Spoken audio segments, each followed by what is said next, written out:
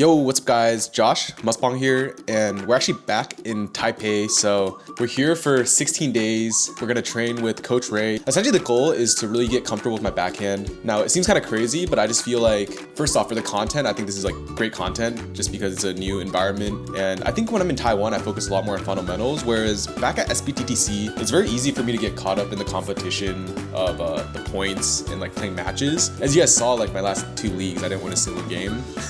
Even though I didn't think I played that poorly, but I definitely have a lot of work to do. So yeah, the goal is to train with Coach Ray between 3 to 5 times each week. I'm gonna talk with him today to see his availability. If it's only 3 times, then I'm gonna train for 2 to 2.5 hours. And then if it's 4 to 5 times, then I'll probably do like 1.5 hours to 2 hours. And then on top of the training with Coach Ray, I'm gonna sign up for some tournaments as well. So probably looking to play between 2 to 4 tournaments during my time here. Really just trying to get more exposure with the inverted.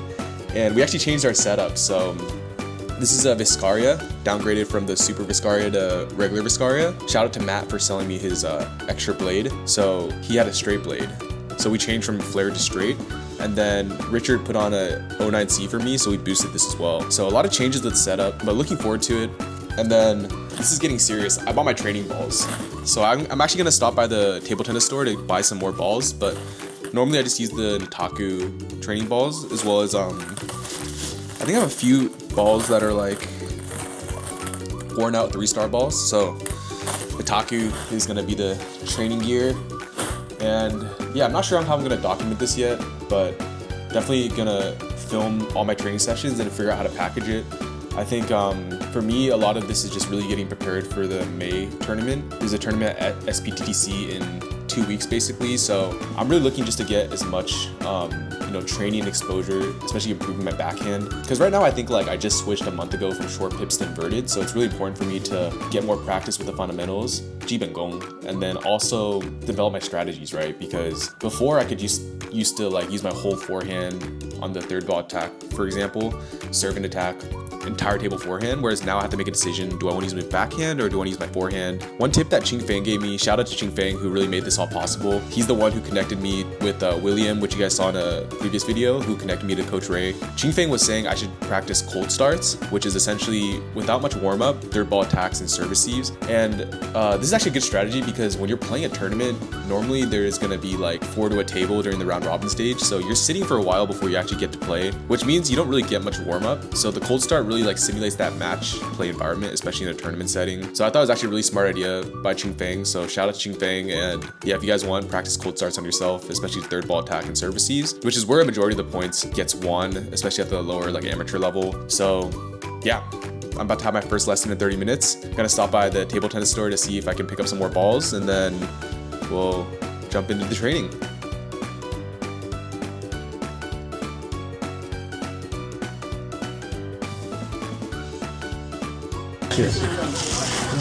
Okay, 好，谢谢，拜拜。They didn't have Nitaku, so these are Sonic 2-star. So now we're going to lesson, but I think it should be enough balls for multi-ball.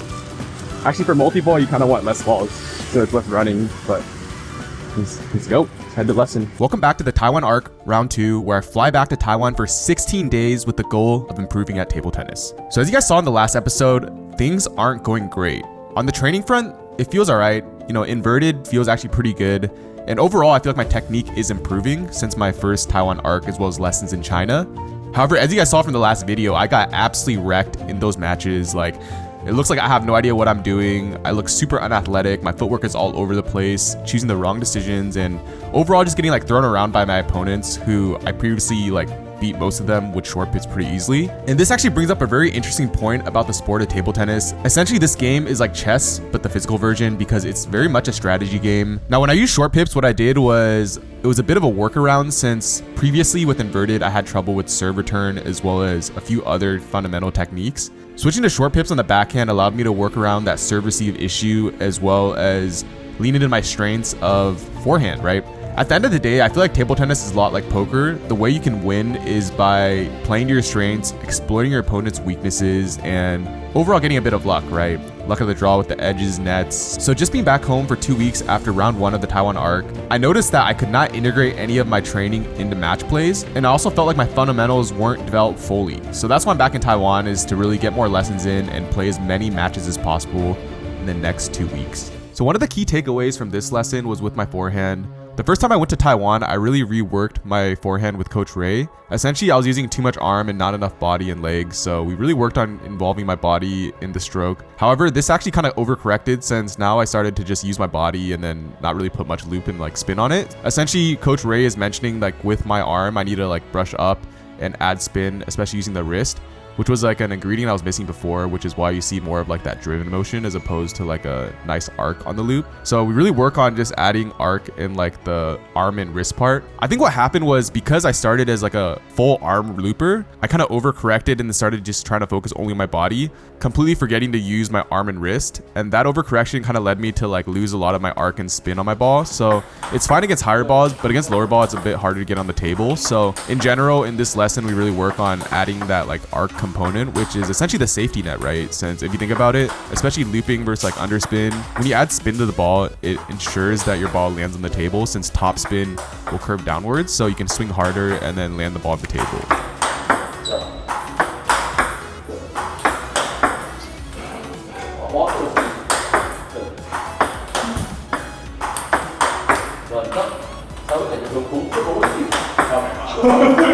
我可能太想要打死了。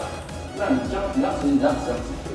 哦，这个够高了。这样可是我感觉没有那么用力啊，我感觉现在好轻。对啊。哦，这样不要回。对，我每个机会呢，就是想要来。你拉。这好无敌啊！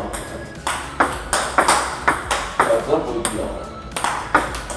哎，你让他把这种旋转，对，你就有机会再打。哦，好。因为你有旋转，没有放，我这样过去你放他，我这样，你看过来主页是平的。对。那你如果拿这样，你看你是不是找就会少？我有时我拉我再拉。可是为什么我感觉可能上次我们是比较专心用身体拉的，所以没有控制这个部分。哦 ，OK， 对 ，OK， 这个有，你那样子解释我听得懂。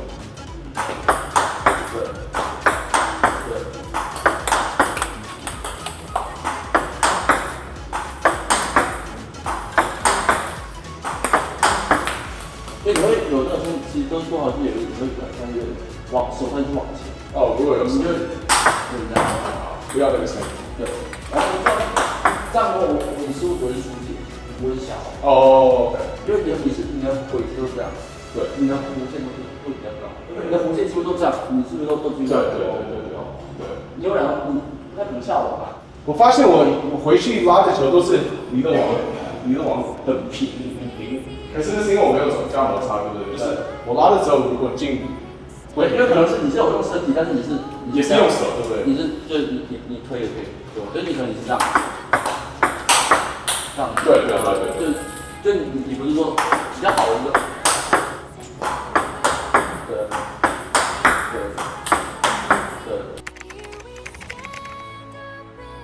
Okay, now that we got the technique down in terms of adding spin to the ball using my forearm and wrist, mainly my wrist, now we're practicing against underspin. So the focus here is actually to just get the technique right. Like Coach Ray doesn't really want me to use too much power, since he's really focused more on like the quality of the spin. So you can see here how I'm really focusing on trying to like brush the ball essentially, which is kind of ironic since I feel like brushing the ball is like one of the first things you learn, but then it kind of comes full circle when you implement your body and weight transfer, because I will say the body and weight transfer part of the looping motion beforehand is the hardest thing to learn in table tennis, at least for me. So learning to put spin on the ball without weight transfer, adding in weight transfer but then losing the spin part, which was where I was kind of stuck at before, and now adding back the spin part is a bit of a full circle process that, you know, for me, I've been training for like 3 years now, and I'm starting to like just get the concept of like weight transfer. So yeah, it's a very long and arduous process, but definitely rewarding, because that's what ultimately develops feel, is when you can get these movements down to the T to the point where it becomes automatic.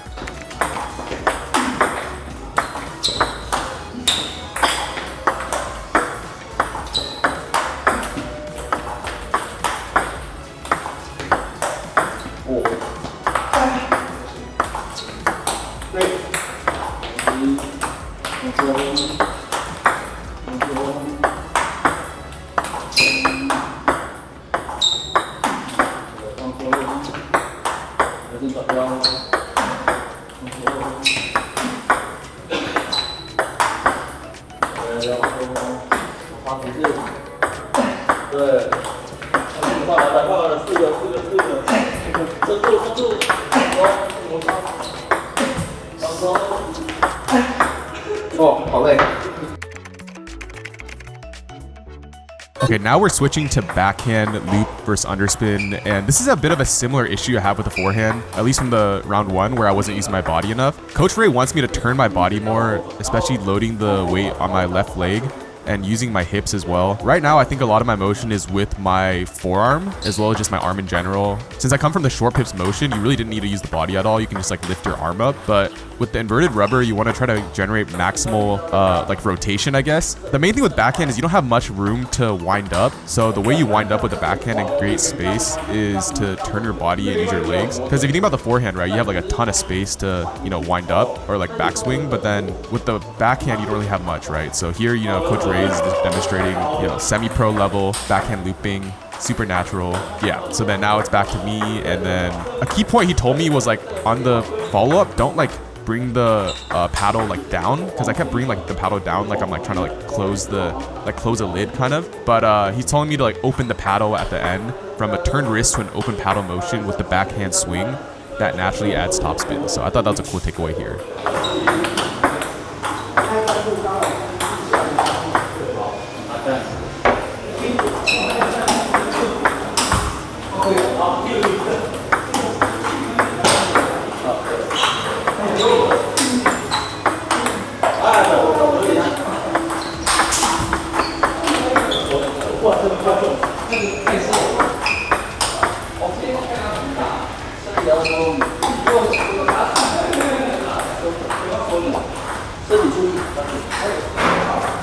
我喜欢这个往，你知道为什么我重心都是每次打完球都会往后推？正手也是一样。人下来，人下来你就再往后。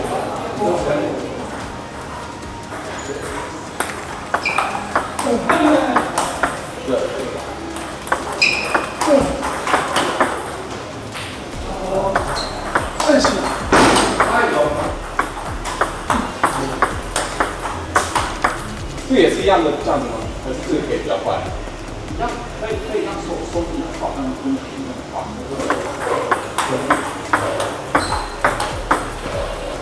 Okay, here is really interesting because now Coach Ray's beating me multi-ball, and I think this skill is a bit different than what I was learning before. What I was learning before was more of like a loop.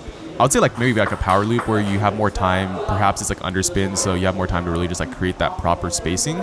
But then here we're working more on like fastballs, like a faster pace. This is probably more similar to like a rally in the game. And the main thing with the backhand here that's different is you don't really have time to turn. So you kind of want to just like bring your stomach and paddle in and then like do like a mini hip thrust out.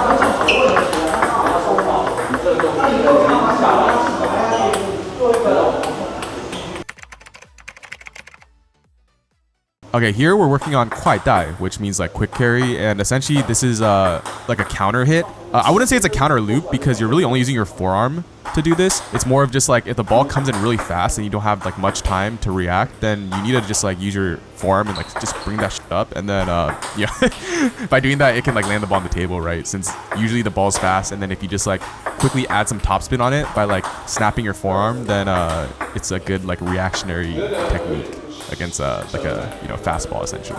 This is like so informal, my explanations, but hopefully that makes sense, and let's check out some training footage.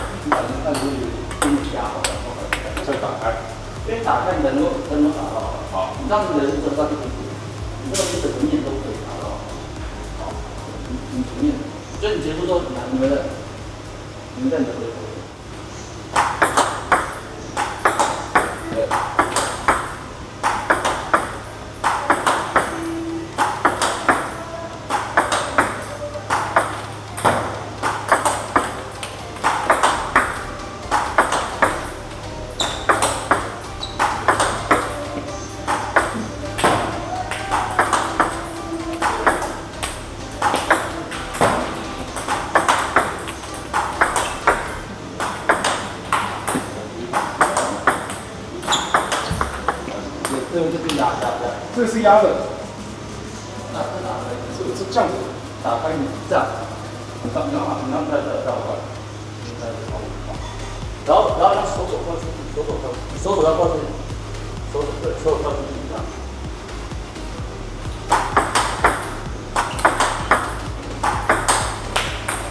看好，对，这个，这样。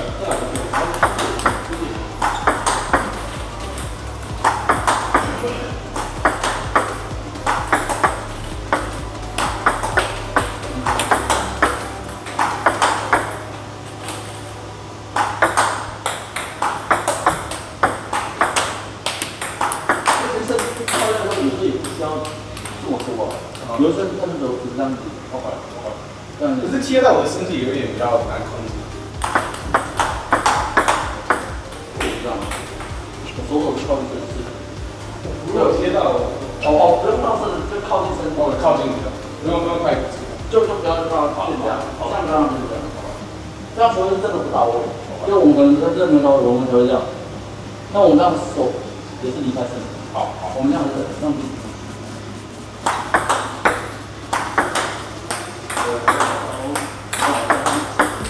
人还是要往前，人还是要。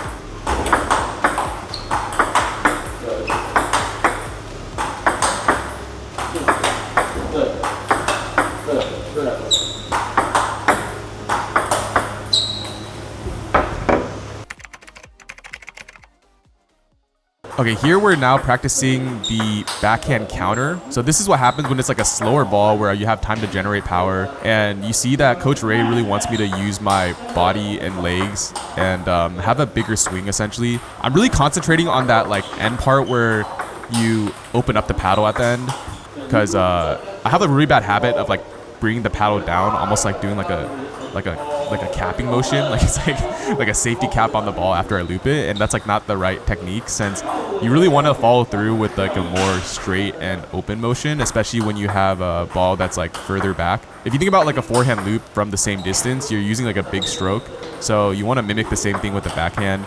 The difference is the mechanics, just because of how you wind up and everything, but the concept is the same. So here I'm just trying to get some feeling, which actually looks pretty good. Like in hindsight, this is like a few months ago since I'm recording this voiceover, but it looks pretty good for just like a few weeks of inverted. So yeah, this is some more training footage.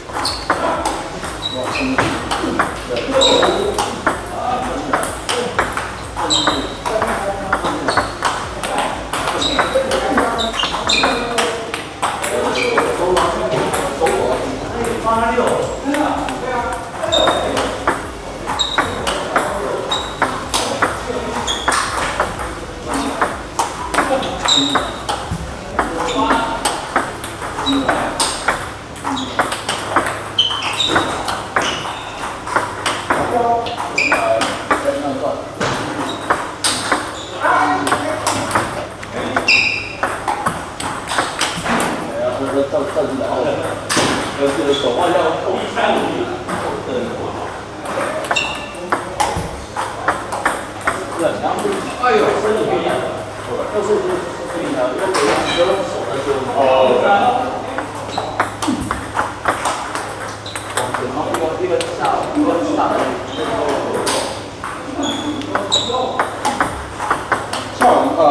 旋的可以比较旁边，对不对？每个都一样，只是一个中力的低，一个中力的高。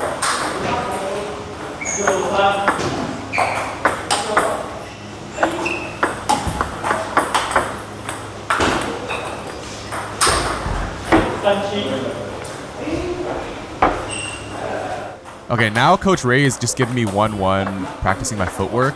Ironically, this is a very simple drill, but I felt like just doing one basket of this drill was very helpful because I'm not used to just like these like simple shuffle steps, especially after learning the new technique. So it's important that when you learn techniques, especially when you're training with multi-ball, that you implement some sort of footwork drill that involves moving, since I feel like without the moving component of footwork, it's very difficult to, you know, internalize the process. Now, this is something that a lot of people commented on in my last video, but essentially my training technique looks good, but then implementing it in the game is like is basically non-existent because number one, it's random in the game. Number two, you don't really have as much time to like set up your footwork. Number three, you might forget what to do, or like your decision making like mentally is just not there. So I probably fall into the camp of like somewhere under all three of those categories, which is why I'm back in Taiwan to try to get as much volume of match play as possible. Since the only way you can really improve at table tennis is the play, I feel like a lot of times, especially like keyboard warriors or like folks that like lurk with the forums, especially with the table tennis stuff, things in general, right, is they might talk theory a lot. And let's be real here, anyone can like write like theory, you can just ask ChatGPT, but the difficult part is implementing that theory, because table tennis is a very tough sport in the sense that it's very mentally taxing as well as physically taxing, especially if you're trying to keep your legs down and play the proper way. Like obviously you can just use like long pips or like stand straight up and use like a weird technique, but if you're trying to learn this game properly, it's a very tough road because there's like so much to incorporate from training to matches, and then once you have your matches, you got to deal with different opponent types, and it's a very like multifaceted game, which I personally think is great, because if it wasn't so complex and there wasn't so much to learn, then I don't think I would be so obsessed with playing the sport and trying to master it. And that's basically the purpose of this video, right? So if you're watching up to this point, I really appreciate it. And the one big takeaway I want to leave you guys with is essentially when you guys are training, you got to do your best to try to incorporate what you're learning into your match play, because at the end of the day, if you learn a perfect technique but you can't really use it in the matches, it's rather pointless unless your goal is to just create like training montages, which I don't recommend. So the easiest way to start implementing your training technique in matches is to just simplify your process. Focus on one, maybe two things every time you play practice matches, whether that's, you know, staying lower, relaxing more, even something as simple as, for me, I need to just focus on opening up every long ball on the serve receive. Just focus on one or two aspects of your game and just try to get that down before moving to the next one.